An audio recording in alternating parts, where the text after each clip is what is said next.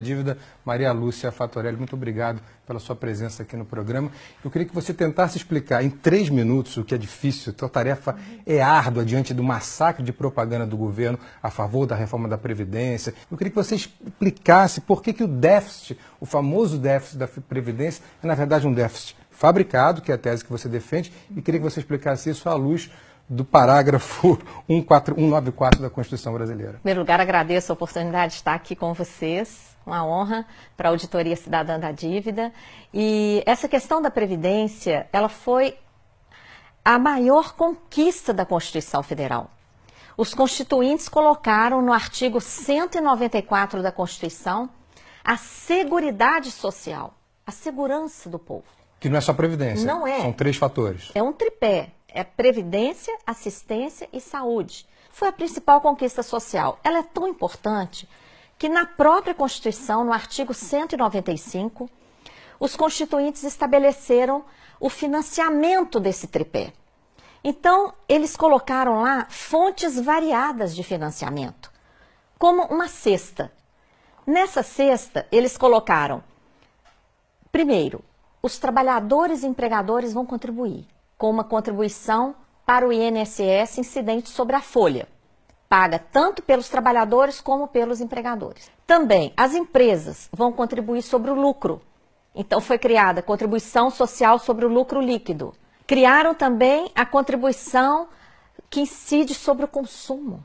Tudo que consumimos, bens, serviços, a COFINS, contribuição para o financiamento da Seguridade Social, que é a maior arrecadação do país. Tem também PIS/PASEP, arrecadação sobre a venda de produtos rurais, arrecadação sobre todas as importações e várias outras fontes menores, como, por exemplo, uma contribuição que incide sobre todas as apostas de loterias e concursos pagos no país. Então, se tem tanta fonte de financiamento, por que o governo insiste em dizer que tem o déficit? Como é que ele fabrica esse déficit? Então, ele pega lá dessa cesta, onde estão todas essas fontes variadas, ele vai lá e pega somente a contribuição do INSS.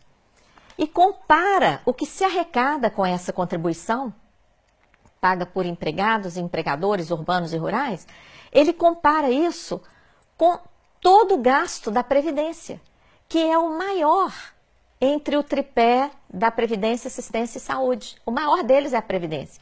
E quando fazemos a conta honestamente, considerando todas essas fontes e todos os gastos com Previdência, Assistência e Saúde, o que a gente obtém?